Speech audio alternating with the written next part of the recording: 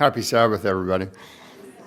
Special happy Sabbath to those that are watching on live stream. My uncle and aunt are watching from California, I found out this morning. So, this was really special. I have done a trip where we built a church when I was 12, but it's been a while since then. I'm a little older now.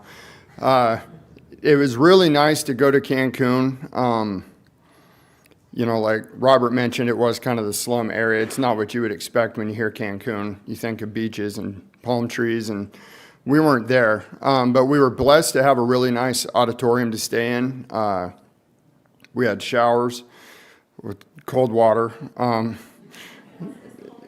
It wasn't as cold as here, when I heard that it was 10 degrees. I felt really blessed for the heat there. But what stood out to me was I don't know many people personally on the group within the group that we went with, and seeing how everybody came together for the common goal of building the churches, but beyond that, giving a place where the folks in the different areas could come and worship. Two of them, or three, actually I think three that stand out, and we'll probably see a picture.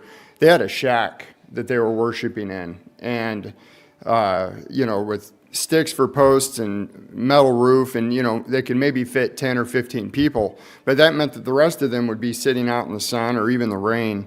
And so within our group, I feel like we all kind of gelled, got to know each other, and not everybody, to my knowledge, is used to doing that kind of work. So seeing everybody adapt and help each other, work together and learn, and the locals came, and we found out during the course of it that the locals were sacrificing their time away from work, and they're not a wealthy culture there. So they were giving up time to make money to come and help with this, and the ladies would make us food. There's one of the shacks there that they would worship in, but it was really a blessing to see everybody come together and work for spreading the gospel. And one Sabbath, we got to go out and hand out literature and kind of walk through the different apartments. And some of them had razor wire, around, like they didn't want people in. But Lana was pretty courageous at going around and handing things out to people. And the one gal that spoke Spanish, she would bang on a window and just keep banging until somebody came. And they're very go-getters down there to help. And I was really blessed by this trip. And thank you for all that contributed to helping with it.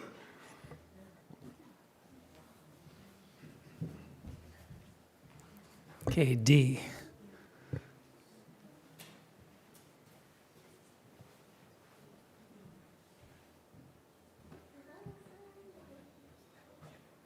Good morning.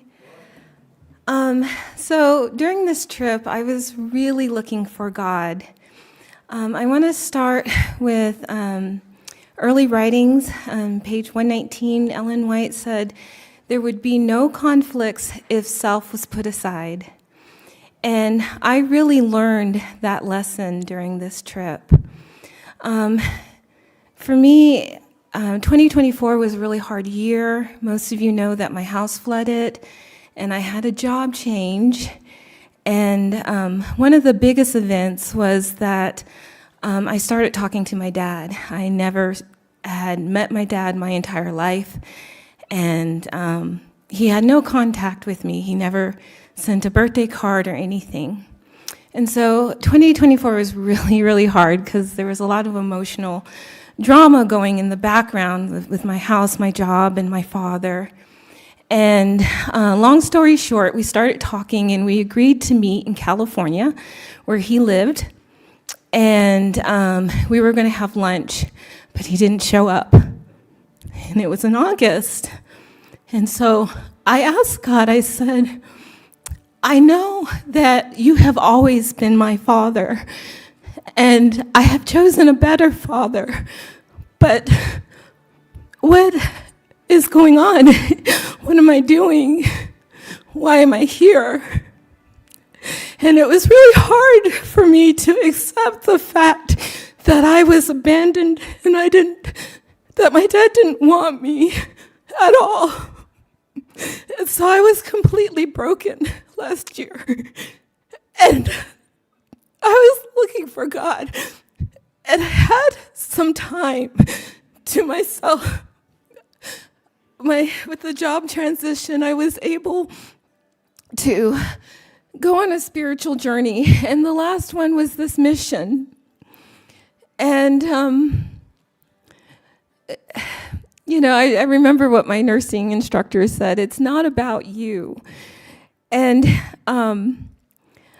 I just felt like God was healing me during the mission trip because I had to put self aside and focus on the mission. It was so great to work with each and every one of you. And every one of you touched my life. I remember Jeffrey said that before you go on a mission trip, you better get right with God because any issue that you have will manifest itself. And, I was at the point of leaving the church. And, but God showed me through John 3:16. He said it to one man, Nicodemus. For God loved the whole world that he gave his only begotten Son, that whomsoever believe in him should not perish, but have everlasting life. And he said it to one man, but his focus was on the whole world. And so in conclusion, by focusing on a bigger mission that was for Christ, he was able to heal me.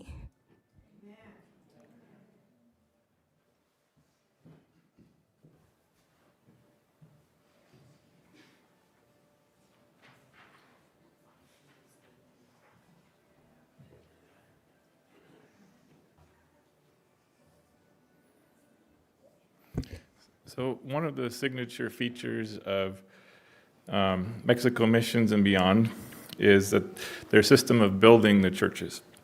They can typically put up about 4 churches in the same time that it takes other groups to finish one church. And so they have a simple design of a rectangular building, a rectangular foundation, and then they put the speed squares on each corner, and they attach a string so it wraps all the way around the building. And then each layer of blocks has to line up with the bottom layer and then the string that's your guide. And every time you do a level, you raise the string up for the next level. And so the blocks can't be too high or too low. It's easy to get them too low if the mud is soft. It'll just kind of sink down. So my strategy was I would put lots and lots of mud on and then maybe wait a little bit till it's firmed up some, and then it wouldn't sink so far and you could get it level. And then rebar is placed like every 5th hole, and each block has 2 holes in it. That's for making the wall strong. And then cement is poured at the completion of the 5th row into those holes. And also, it on the 5th row, they call it the bond beam, and they cut this channel in the wall so that rebar can be placed horizontally. And then that's also filled up with cement. And then a screen is placed below those bond beams so that it doesn't fill in the holes where it's not supposed to go. And that way, the wall is kind of earthquake resistant. They didn't say it's earthquake proof because sometimes they've had to repair the walls, but at least it will be safe and not crumble in and cause injury. So we were able to finish the walls on a church in about 3 days. Then the roofing team would come in and fabricate metal trusses, and then they would attach the sheet metal roofing. And so that's as far as we take it. Another group comes in from Europe. I think Rich said it was Romania. And they come in to do the finish work. They stucco the walls, do the painting, and then they put tile on the floor. And there were a couple of churches you'll see in these slides where we visited them on Sabbath afternoon, and they were completed a few years ago. And they were doing lots of activities in them that afternoon. And so they're getting good use. It was pretty hard work. We had to, mix the cement. We even had to screen some of the sand for the mud. We had to put up and take down scaffolding. And so the weather was very nice. That was one of the big blessings of this trip. We didn't get rained on. And it wasn't too hot, but in the afternoon the sun would come out and it would get a little warm. And I remember one late afternoon on the second church, a snow cone wagon came by, and Ramon, one of the Mexican workers that was with our group helping, flagged him down to get an ice cream or a snow cone. And then Rich was there, and he said, "I'm buying." So then all of us that were there got to pick our flavor and get a nice cool treat. The next day, while we were still working at the second church, Scott came. Scott was he's a contractor guy, and he kind of does the layout, and he's like the foreman of the construction. But he came, and he brought ice cream pops. And so we all got to enjoy these ice cream pops. I really like the chocolate flavor and the strawberry flavor. Those were great. There were other flavors too. But while we were sitting there enjoying them, he said we were working so well that we would finish the third church probably on that Sunday. So that would be the middle of our time there. And he said there's a fourth church that we could build, but they needed the money for the foundation because the foundation wasn't done. So we all agreed, and we said that we would raise the money, which was, I think, $2,000.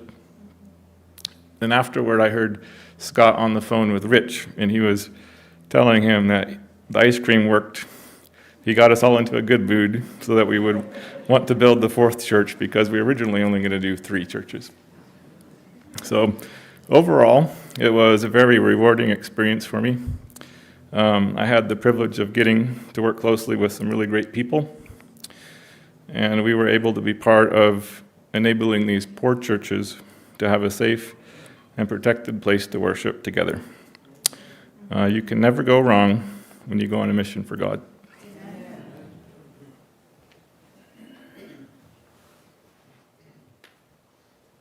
Thank you, Robert. Okay, Nathan, I have your name next.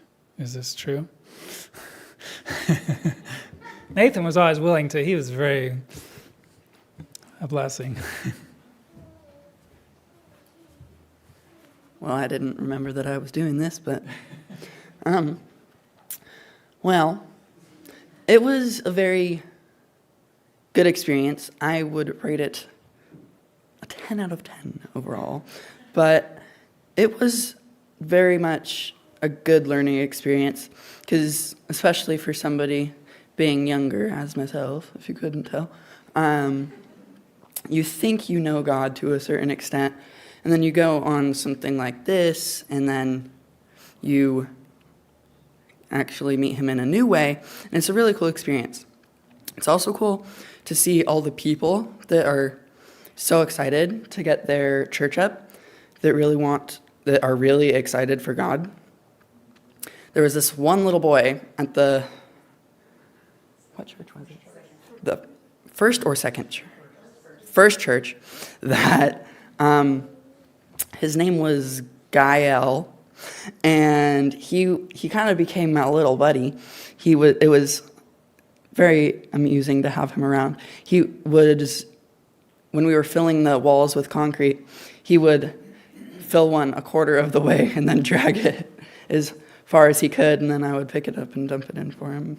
But when the first Sabbath we were there, we had the service in that church, and he came back that day, and I was trying to focus on the sermon, but I was sitting next to a window, and he would stick his arm through and poke me, and then he would jump down and hide.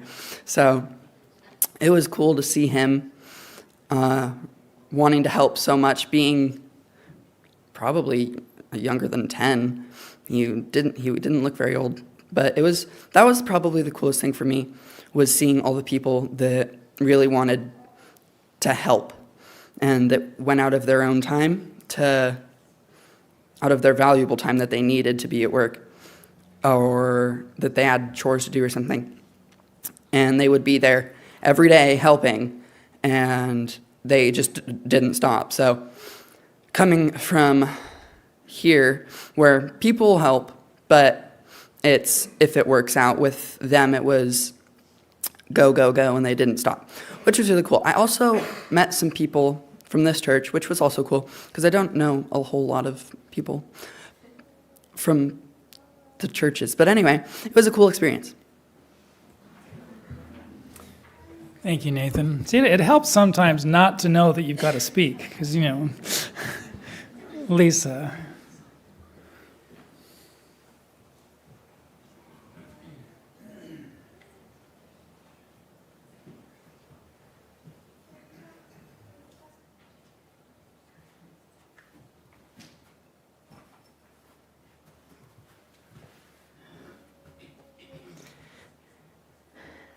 I have to say that this chair was a surprise to me.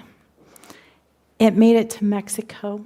It was ordered probably too late, and I heard about it, and so we started praying. And Janine said, Lisa, we've got to use your talent. So I didn't realize it. The first day I worked with Vacation Bible School, and it was fun to work with the ladies that were the children's leaders for that church. And they were so happy for Vacation Bible School. And then from the second day on, I didn't work with Vacation Bible School anymore because I had a new mission. And my mission was to work with the chair. So I want to show you. This bag was brand new when I went. And it got to go to the job site every day. And I had people that were always wanting to help me.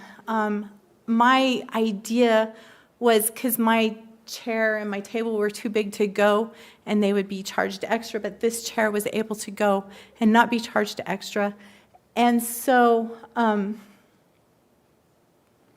I set up my chair for all the workers. And that first day that I went, so I had just had an accident in November, and I haven't been able to do very many appointments, but on that day, I did 7 in the strength of God. And I am so grateful for what God did. He gave us warm weather, and so this chair went to every single job site. And then on job site number 2, church number 2, I was in the little shack where they were making tortillas, and I had this set up, and after lunch, somebody said, Lisa, there's somebody on your chair. And sure enough, there was one of the young men, Mexican young men. He was sitting on my chair, and I just when he saw me coming, he was trying to get up, and I just put my hand on his shoulder and called Daniel to come help us, and he translated, and so I was able to work on him. But one of the people that really stood out to me, he was the head elder of the second church, and he took, I don't remember him at the first church, but I believe he was there, because I didn't get to meet him until the second church. But this man, he always had a smile on his face. I never saw him without a smile. And when I heard his story, it was amazing. 2 years ago, he was riding a motorcycle, and he was hit by 2 cars. And they showed me where his head had been split open. There was a line in his hair, and they parted it and showed me. And his back was all locked up. His shoulders were locked up. And, you would think that somebody would be complaining about not being able to move. but I was able to work on him for 3 different times.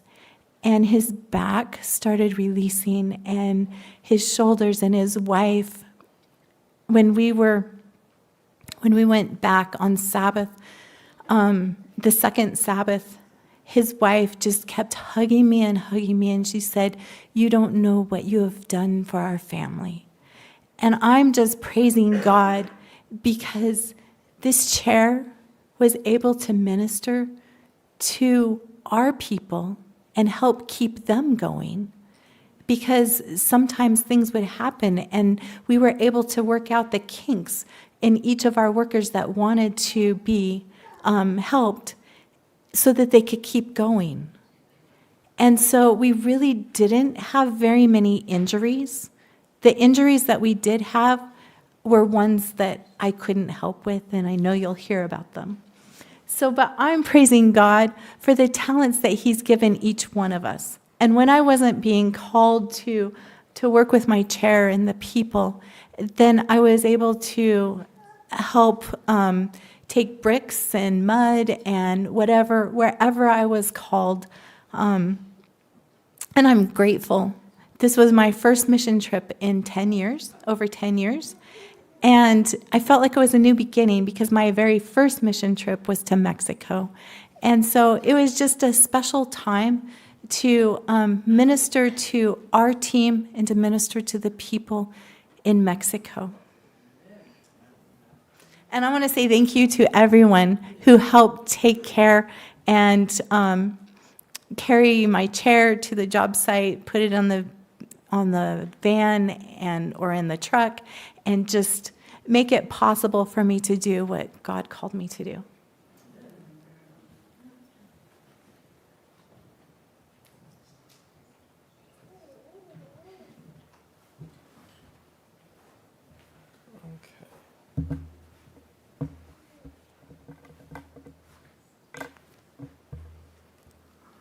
I'll set that right there. Well, no, it's on an angle.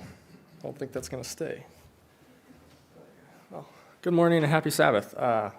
I was given felts and the ministry of felts to kind of share, and the main reason for that was because it was probably one of my most memorable memories down there, and I'll tell you why later. But I think when I was growing up, I grew up in Edgemere Seventh-day Adventist Church, just a little bit north of here, and I grew up when I was in those lower grade classes. I grew up where there was a lot of felts, and the felts are really cool. I mean, if there's anybody here that didn't grow up in the Seventh-day Adventist Church, we use quite a bit of felts, Bible felts, to depict the stories we tell, and then like the lower grade. Anyway, I really enjoyed it, and so I kind of understood why they were important. And anyway, I'll just make sure I'm staying on track because I get nervous, and that's what happens.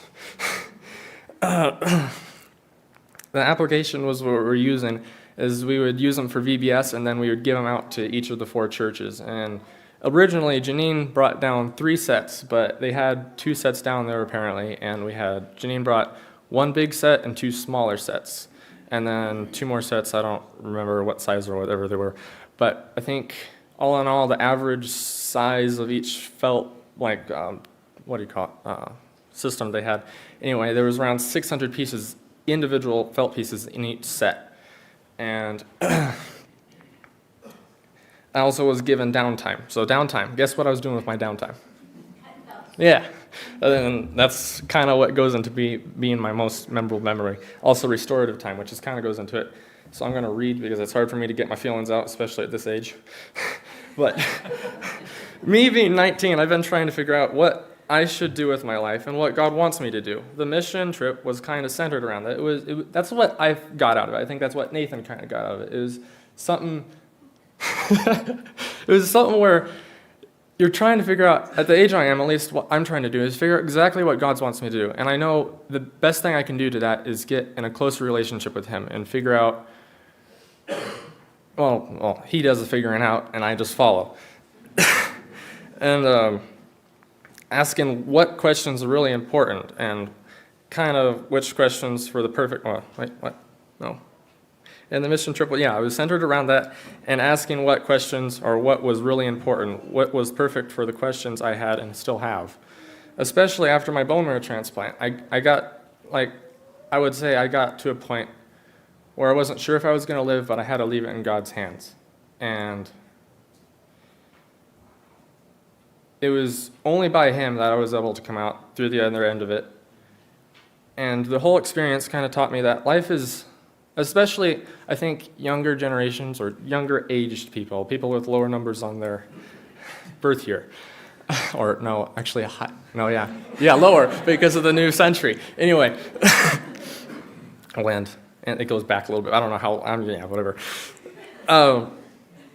We don't value life enough. I've come to a couple times where I'm like, is life really valuable? It seems like we all live, we all die, and it's for people that are not in the church, they don't realize why life is important. I mean, I'm sure they like living. I think we all like living sometimes, and sometimes we don't. But really, the purpose of life and why God made us is to give glory and honor to Him. And I'm going to go back to where I was. And that's why, like, Cutting Felts was pretty cool, is because it gave me downtime between, like, you know, the Bible studies, not Bible studies, but what do you call it, worships that we would be doing, and just working around. I've been in construction basically my whole life, thanks to Dad. He was pretty cool in bringing me up and teaching me. So really, none of the building of the churches was new to me. I mean, laying brick I've never done before, but it's the same old thinking process. You do the same things over and over again. You figure it out. It's pretty easy. It's the same. It's like the same mind process or thought process to figure things out. But Cutting Felts was nice because I was able to take time to think and ask God, what is really important in my life, and what lessons are you trying to teach me at that moment, and this moment, in the present, not past, not future, because I'm not there. But yeah, that's all I had to say.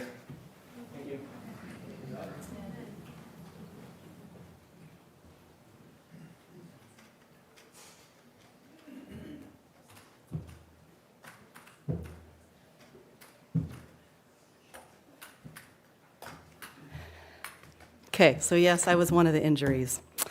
I think some of you may have heard, but you know, I wasn't focusing on the injury. I broke my leg, by the way.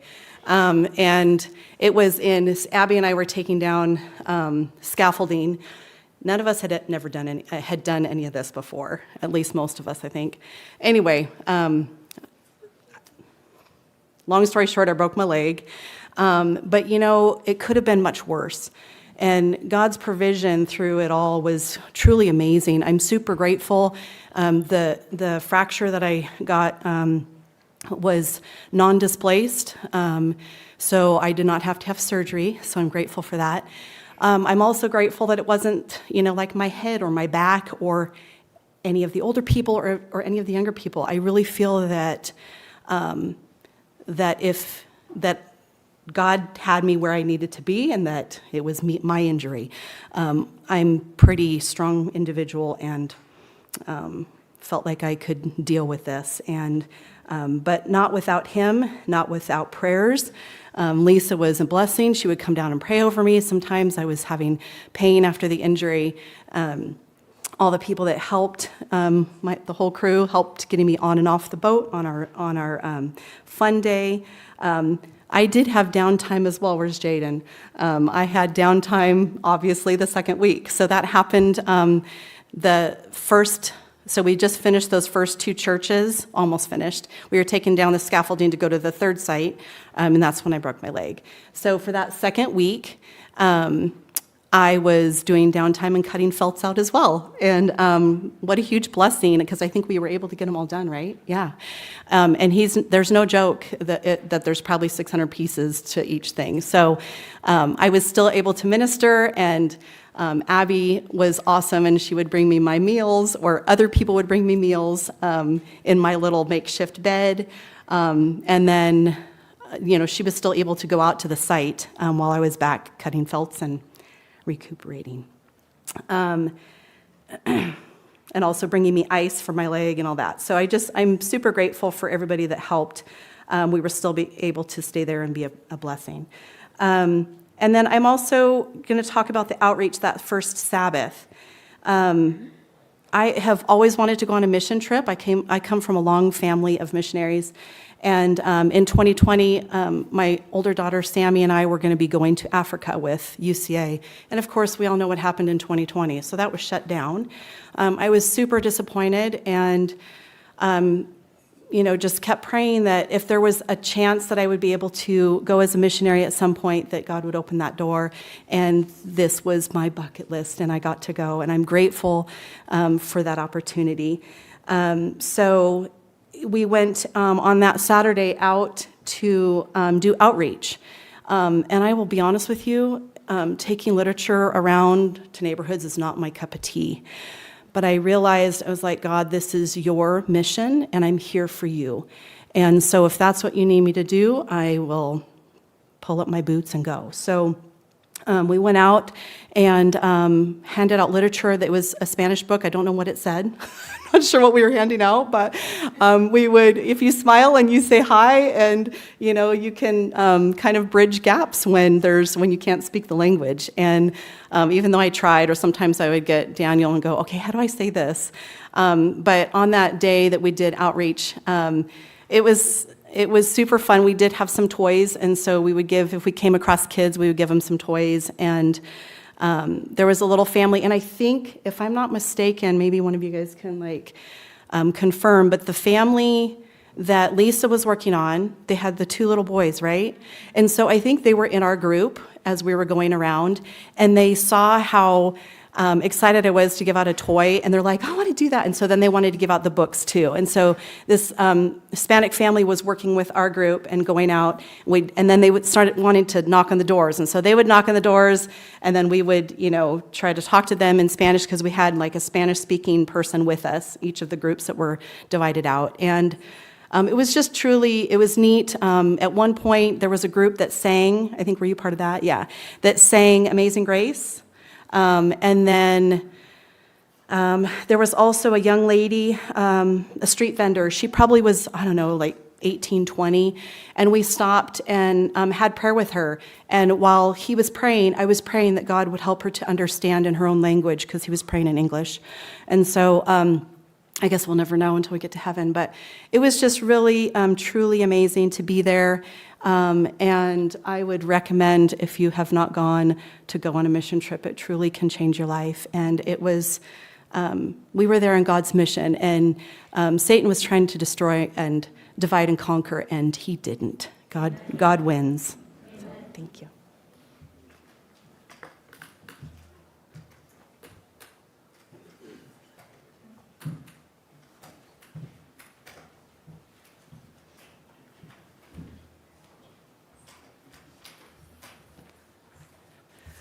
Well, good morning again. We're going to talk to you a little bit about our experience at the second church on the second Sabbath. Zaimina had a beautiful special music, and we then had a church service that probably only lasted about 10 minutes, because if you've never tried to preach a sermon with an interpreter stopping every minute, it was very difficult. And so the sermon was short, but that was fine. But after the sermon, all the people came forward to the front of the church, and we learned that the name of the church is the North Arch Church. And the same couple, I believe, that Lisa was working with and that Lana talked about with the 2 little guys, they go to that church, and he had a prayer. And in his prayer, with our limited Spanish, we could pick up 7 years for paying for the land for the church. And so afterwards, we're visiting, they all came up, and we talked to them about that a little bit, and it looks like that their payment was 11,550 pesos per month, which came to American dollars of $577.50 a month to make that payment. And they had paid about 1 year, and they had 6 more years to go. But what really grabbed my heart and was probably the most memorable thing of this whole working vacation trip, was that when I looked up there after that prayer, every single person up there was in tears of gratitude for the church that we had built for them by God's grace. And that really just broke my heart. I started crying, which doesn't happen very often, but I mean, they were all crying. Every one of them, the little people, the old ladies, they were all crying, and it just broke my heart. And they put on the board, it goes through when you see the church with the green curtains, that's the second church. But they had on a projector, and their English has some errors, but I'm going to read it just as they had written. They said, "Thank you very much, God, for having sent to our brothers and sisters and young people. Brothers, may God continue to shell your work, and may you continue to have the passion, time, and monetary resources to be able to travel and support." And they signed it, "The North Arch Church give thank you very much." And they were truly all in tears. We have so much here, and they have so little there, and their hearts were so, we got the bigger blessing, being able to go and build. Yeah, that's, to get a little perspective on things down there, the average household makes $3,350 a year. Up here, we make $80,000 per average household. So there's like a 24 times difference there between there and here. I was so glad to be a part of this. I know that it's going to change my life forever. I had a lot of time for reflection as I was when we got done. And I know in my own life that I definitely want to be part of more of God's will for my life. I hope that, each one of you will consider where you're at in your life, because it's so important. We have little time left. The work was hard there. There was a lot of it. Most of all of it was handwork. Oh, and you were the other injury. Yeah, I was the other injury. So on that Friday, when we were finishing the second church, Rick and I were on the arch end, and the ground moved. The ground just moved, and I fell against the wall, thinking in my brain, "Lord, I hope this mud is hard enough set that I'm not going to go through it." And he fell down off of the scaffolding onto the first layer, because there's different layers. And we couldn't figure out what had happened. And then later, when we got that snow cone break that Robert told you about, I had moved down the wall about 30 feet and looked back, and one of the blocks that the scaffolding was sitting on had broke, and so the whole thing had shifted. But even through all of that, the Lord protected so that Yes. injuries were minimal. Yeah, it's not like I haven't been broke before. I mean, I broke my ribs a couple different times, and Joseph was on the other end, and as soon as I fell, I don't think he was on a scaffold too, but I don't think his feet hit the ground. He was over to my side before I could say anything. And then Robert Treebwasser, he had saw what had happened. He was trying to pick me up to keep me from falling forward more. It could have been a lot worse, and I'm thankful. God protects us, and when anything good is about to happen, Satan is on the ground trying to destroy things. So we just got to remember that anytime that we're in God's business. I'm thankful for the friends that I got to meet down there. There was 3 different people in particular. One person's name was Casper, and those of you who went there probably remember Casper. He was always full of life. And then there was Ramon, and then there was Jesus. And you talk about working. These boys know how to work. I mean, they would be mixing mud, and we were trying to keep up, and all we had to do was carry this stuff from where they were mixing it up and put it in the walls. But anyway, I was very thankful to be a part of this, and if any of you ever have a chance, you need to be or make yourself available to do this. It's a privilege to serve, isn't it? Doesn't matter if it's here or anywhere else. I know our greatest joy is in service. I was so proud of our team. We went through most of our team got very little, some no sleep on the Saturday night before we left on our flight. We had to be at the airport, what did we say, 2:15 in the morning? Anyway, I know we left home very early. And they got there, we got in that night, set up our tents in the auditorium, which we were very blessed to have. And that next morning, every single person was up and at worship at 7 a.m. That's 4 a.m. our time. I was just so proud of everyone for doing that. And that first day, they went from 20 degrees here to 80-some degrees there, working heavy manual labor in the hot sun. We had a few brushes with heat exhaustion, but God took care of them, and everyone was able to pull through and just do an amazing job. So I could tell already the first day the angels were on the job. So we were very blessed. Based on what I was told prior to leaving, I was expecting to be on the building team with everyone else. I had a suitcase half full of work clothes that I never touched. First morning, I was told, you're doing VBS this afternoon. And I thought, wow, I haven't even unpacked the suitcases. We had sent stuff with multiple people, medical stuff, children's ministry, other things for the churches. So we hit the road running, and that's why Lisa that morning, I said, Lisa, can you stay and help me? So she helped me quickly get stuff out of suitcases and sort it out and figure out what we were going to do with the kids that first day. I don't speak Spanish, and the kids don't speak English, so I was praying, Lord, please provide, because we didn't have the translators that they had originally said we would have available. And I was told there would be some church people there that day. We didn't know what the setting would be like, how many kids there would be. It was just all an adventure. So we showed up, and one of the church members was there with her daughter, who was 19, a college student, and she knew a little bit of English. And I just say thank God for Google Translate, because we used our phones a lot to communicate through technology. And so we talked together, and she said she was willing to tell the stories in Spanish and lead the songs.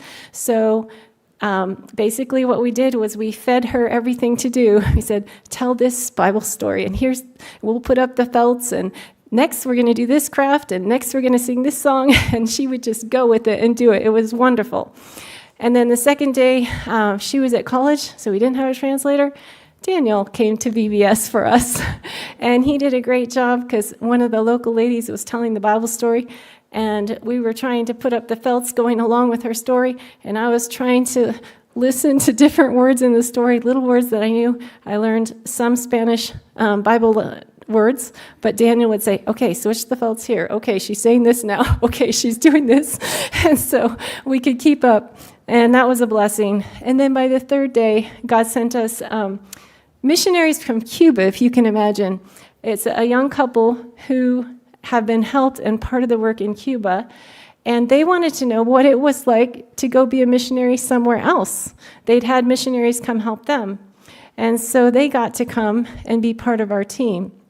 And it was a special experience for them. They'd never been out of Cuba, and to see a different country and see what it was like.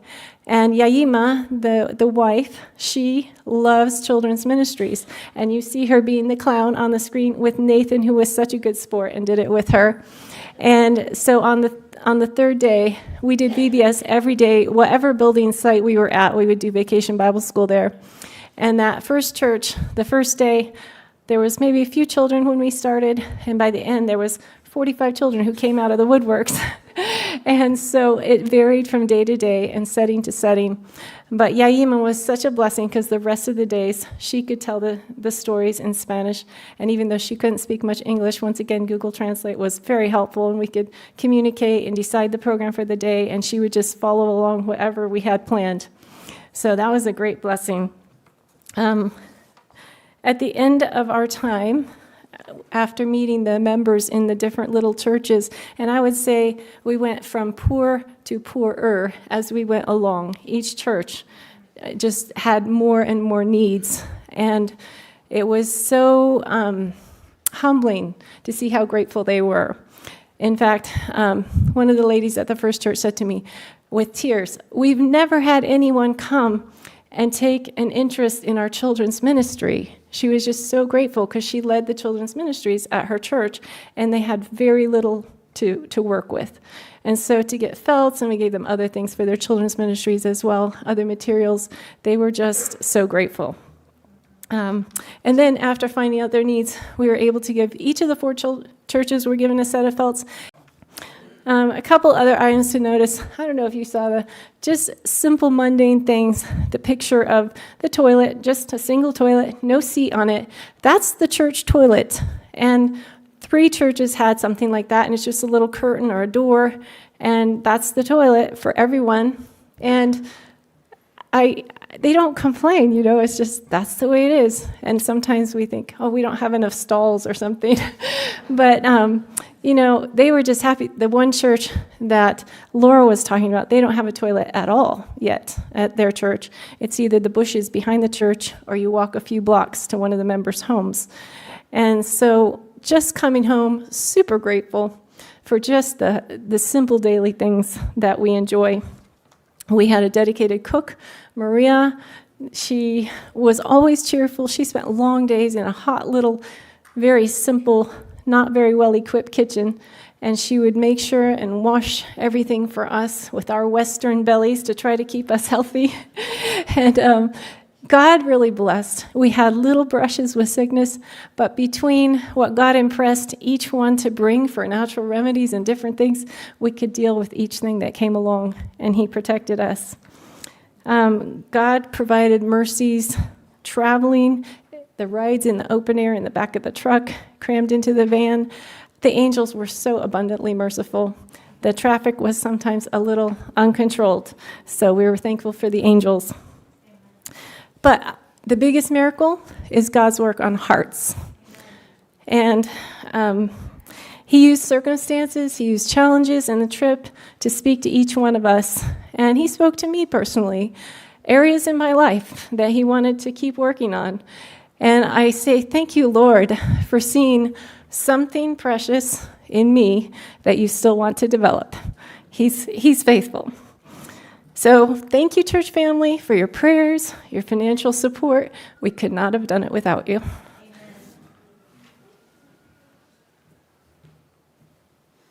So as you've listened, kind of get a picture that traveling and going on the mission trip gave perspective in a variety of ways.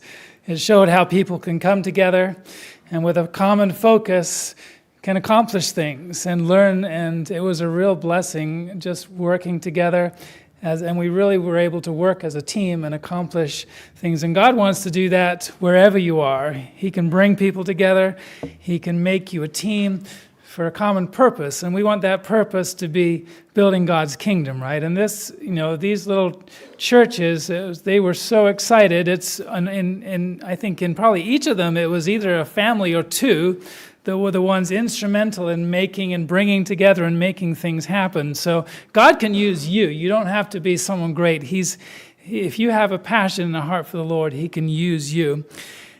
For our scripture reading that Jeffrey read from 1 Corinthians 3, I just want to go back and read the first verse, verse 9. It said, "For we are laborers together with God. We are God's husbandry. Ye are God's building."